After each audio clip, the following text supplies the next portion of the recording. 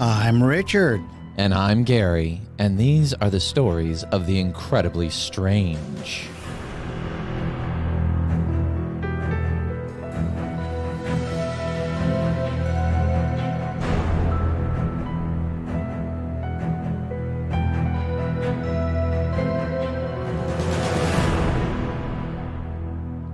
Welcome back to all of our listeners from around the world. We're so happy to have you back with us once again for another incredible story. Now, we are going to be doing we have been doing some interesting stories about the paranormal and supernatural. And so we're calling these segments the stories of the incredibly strange, well, just because they are incredible and strange at the same time. But this episode that we're going to be talking about today is one that will be familiar with a lot of people, not particularly the story. Maybe some people have heard it, but what the story inspired. Today we're going to be talking about the real-life story that inspired The Exorcist. Now, before we get into the story, let's just talk for a second. The movie and the book came out in the 70s. The book was published in 1971 by William Peter Blatty, and then it was shortly followed up by the movie that was directed by William Friedkin in 1973. The movie came out December 26th, the day after Christmas, which I don't know about you, Dad, but I mean, that's kind of an odd time to be putting out a film about demonic possession the day after Christmas. Yeah, doesn't make a whole lot of sense to me. C'est la vie, right? But what ended up happening is the film became an international phenomenon. It was shocking. It was something that nobody had seen before.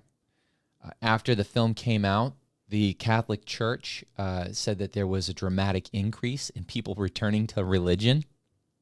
So that says a lot right there.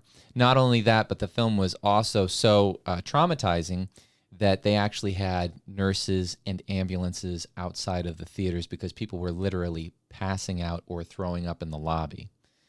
Some people claim that they had severe heart palpitations because they just couldn't handle the stress of watching this 12-year-old girl be possessed by the devil. So the interesting thing is that most people would assume that this film, the scariest parts were the ones where the Reagan is possessed, but no, actually, they were the scenes in the hospital that caused a lot of disruption to most folks because they actually filmed the scenes the way they would be done if you were having a catheter put in and you were having a brain scan. So these images were so realistic that they actually disturbed people because of what they were seeing. So that's a little bit of background about The Exorcist, the film. But what we're going to get into today is the inspiration for the story. So for that, we have to go back to the book, and we have to go to the author, William Peter Blatty.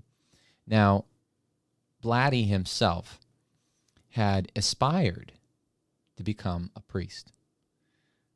For numerous reasons, it just didn't work out for him.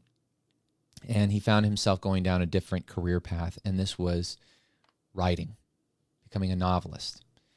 And so Blatty had remembered a story that he had seen in the newspaper growing up, back from 1949, about a young boy who had been possessed and this exorcism that had taken place. And this stuck with him and soon became the inspiration for the book that he was going to write, The Exorcist. Now, Blatty had planned to write the book based on the actual case of this young boy who at the time of the occurrence was 13 years old. But he ran into a bit of a wall.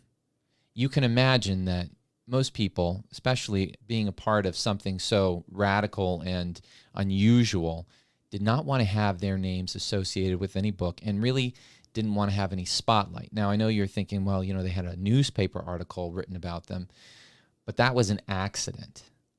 We'll go into a little bit more of the details when we get into the story, but what had happened was a journal had been kept describing the day-to-day practices and events surrounding the exorcism of this boy. And there were 4 copies made, and they were given to, 2 of them were given to churches, One of them was given to a hospital where the boy was staying at, and the other one was kept by one of the priests. Yeah, I believe there were 2 priests, so there probably Right. were 5 copies altogether. 5 copies. Or 4 copies in Right. the original. I don't know. And that could be. So we're talking about 5. So possibly the original and then 4 copies that were made from that. So somehow somebody leaked the journal out and it made it to the press. But the family didn't want to have anything to do with it and declined to have any kind of interviews whatsoever. Blatty reached out to the priests, and specifically the priest who was involved with performing the exorcism, and his name was Father Bowdern, and they declined. They didn't want to discuss it. Now, eventually, Blatty was able to talk to one of the priests who was a witness to the exorcism and participated in the exorcism, because there were, I believe, 7 priests that were involved with overseeing this event as it happened. And he was able to talk to him. And the priest who was one of the witnesses said that he believed 110% that the events that he witnessed back in 1949 were that of an actual possessed person going through an actual exorcism. That's pretty convincing. When Blatty read the journal, the copy that he was able to get his hands on, he too was convinced that this may have actually happened, that this was a real occurrence.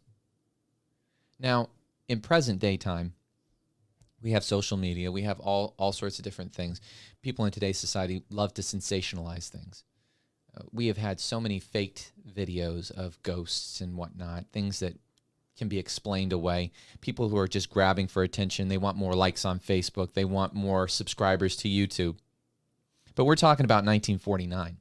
We're talking about a period of time where people were a little bit more conservative and didn't want to have their dirty laundry aired out in front of everybody, especially people living in the suburbs. So for that reason, and the fact that the journal was never meant to be seen by anybody and it was leaked out, it raises some serious questions. Wouldn't you agree? Yes, I would, because a little later on, once we've heard the entire story, we're going to have to help our listeners decide what really happened. Absolutely. Now, folks, bear in mind that this is quite a bit of a story, and we've actually pared down the bits and pieces from the journal to just the golden nuggets to share the story. But it is going to run a little bit long, so more than likely we're going to end up breaking this up into 2 parts. So I hope you enjoy this, and I hope you'll join us for the second part. But why don't we go ahead now and let's get started with this story.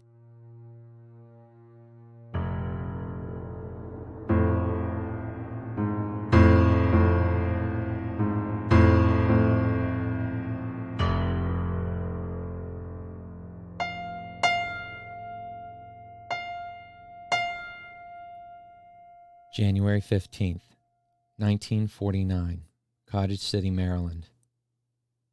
Robbie's parents had gone out for the night, and he was enjoying a quiet evening at home with his grandmother.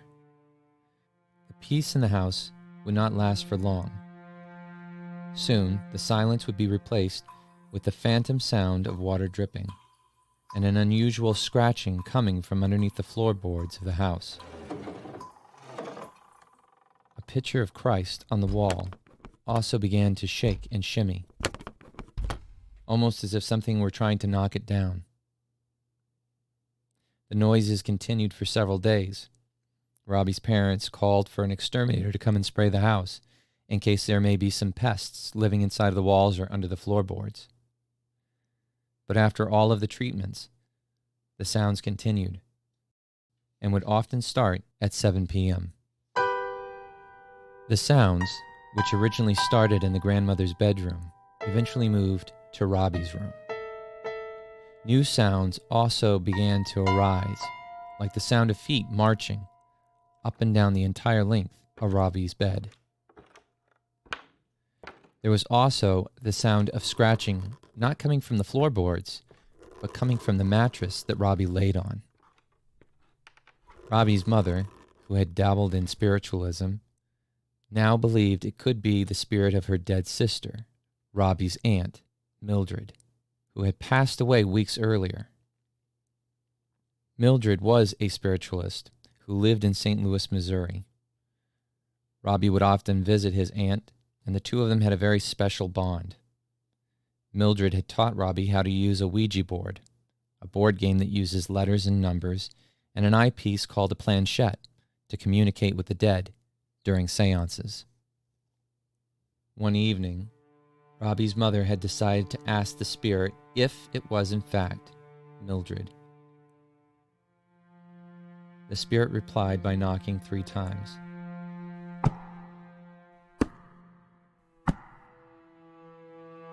To verify, Robbie's mother asked one more time for the spirit to knock at least 4 times if it was indeed Mildred. The spirit did.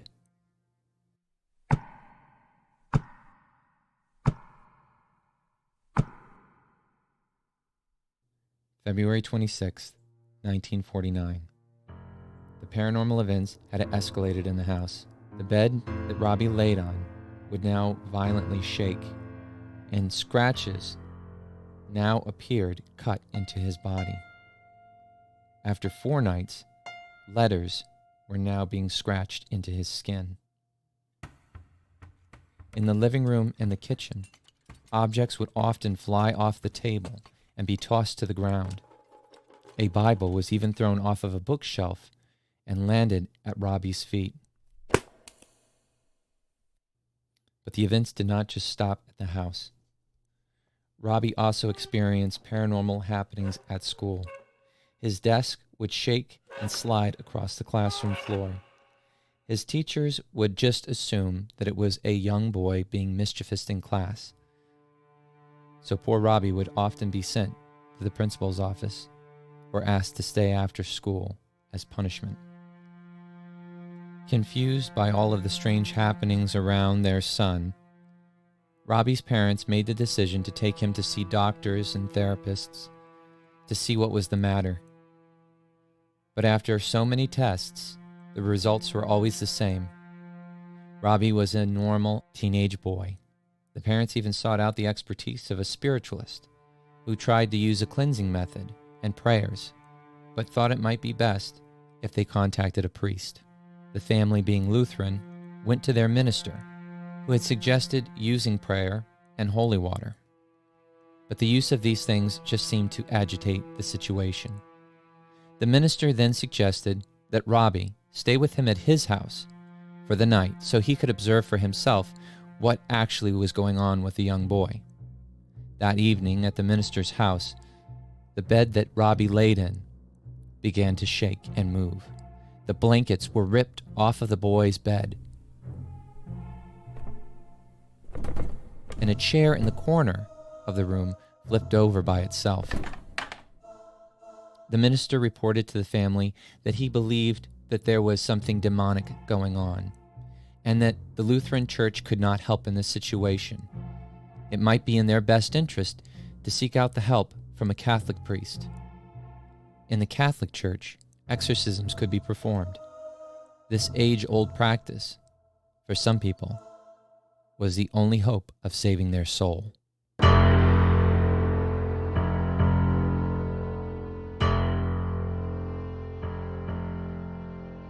March 8, 1949, St. Louis, Missouri. Robbie's mother had made the hard decision to take him out of school and stay with family in St. Louis, hoping that maybe time away from home would help relieve some of the stress, and maybe, just maybe, the problem would go away. While at the aunt and uncle's house, numerous extended family members witnessed the paranormal phenomena plaguing poor Robbie. His cousins, who shared a room with him, saw the bed move and shake. They even witnessed his blankets lift from the bed as if being held by phantom hands. When Robbie's mother had mentioned putting him back in school while in Missouri so that he wouldn't fall behind, the words "no" appeared scratched into his skin. March 9th, 1949. One of Robbie's older cousins had spoken to a teacher at his college, Father Bishop. He asked Father Bishop to come to the home of the aunt and uncle to bless the house and the room that Robbie was in. Father Bishop agreed. After blessing the home and Robbie's room, he safety pinned a relic of St. Margaret Mary to the corner of Robbie's pillow. That night, when Robbie got into bed, the mattress and the bed began to shake and move violently. Robbie was seen exerting no effort and lay perfectly still. Father Bishop sprinkled holy water in a cross pattern on the bed. The movement immediately stopped until Father Bishop left the room, at which point the bed began to shake and move again, and zigzags were scratched into Robbie's stomach. March 11th, 1949. Father Bishop reached out to Father Bowden for help. Father Bowden visited the family and witnessed the events for himself. Father Bowden used holy water and prayer to bless the room. At this point, the holy relic, safety pinned to the pillow, was ripped free and tossed across the room, and a bookcase slid and moved across the floor of the room by itself. After observing all of the paranormal phenomena and witnessing specific things that are the main criteria for getting permission to perform an exorcism, Father Bowden contacted the Archbishop to get permission to perform the Roman rites of exorcism. He was granted permission, but was told he must keep a journal of the day-to-day events that occurred during the exorcism itself.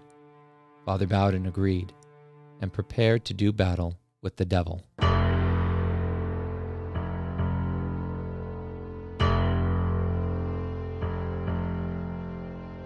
March 16, 1949. Father Bowden began his exorcism with a team of priests by his side. The first session started at 10:30 p.m. and lasted till 7:30 a.m. the next day.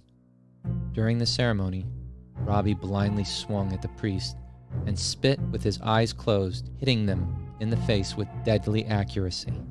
When prayer and holy water were used, the words hell and go appeared on his body. During these occurrences, Robbie's hands were always visible and always above the cover, and at no time did any of the people in the room see him scratch any words or any symbols into his own skin. Besides the words, 3 lines would also appear on his legs and arms, mocking the Holy Trinity, the Father, the Son, and the Holy Ghost. On his upper thigh, Robbie also had an image of a devil-like creature with bat-like wings appear cut into his flesh. March 19th, 1949. Robbie's father had flown in from Maryland to be with his wife and son. The sessions of exorcism were getting even more violent. Robbie was now making sounds that resembled a beast.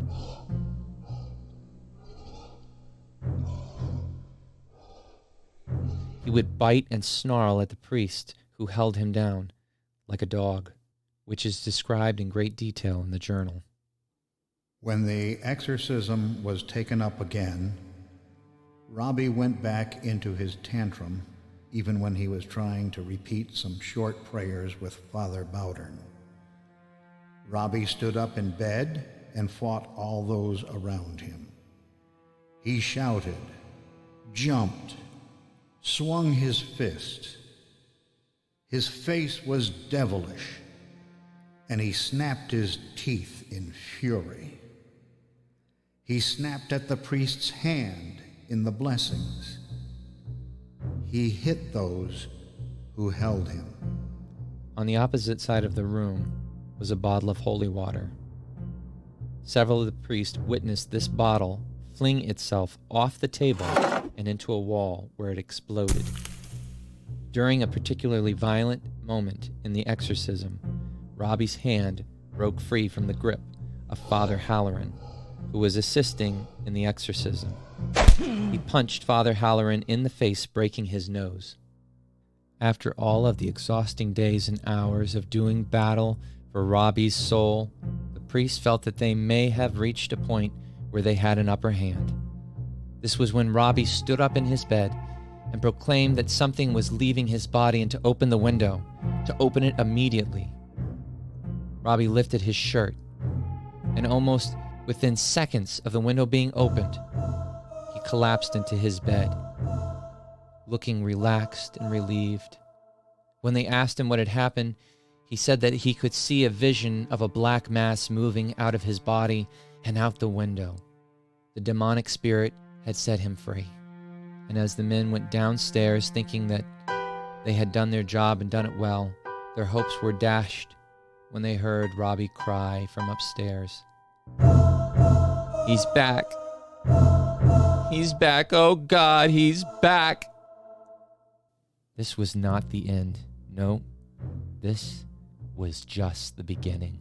And believe you me, folks, it only gets worse for Robbie from here. But you'll have to find out what happens next week because, well, we're just about out of time. So I just want to say thank you.